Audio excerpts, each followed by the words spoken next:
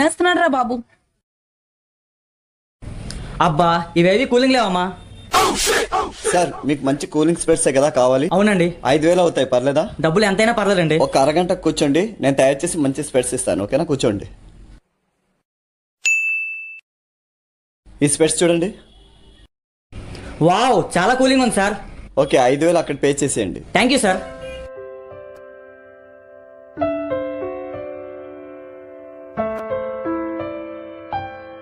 Thank you sir.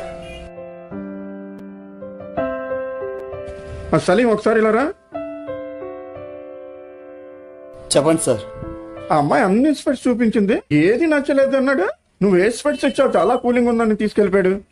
ఏవీ లేదు sir, మన దగ్గర ఉన్న స్పెట్స్ నే అరగంట ఫ్రిడ్జ్ లో పెట్టేసి ఇచ్చేసా.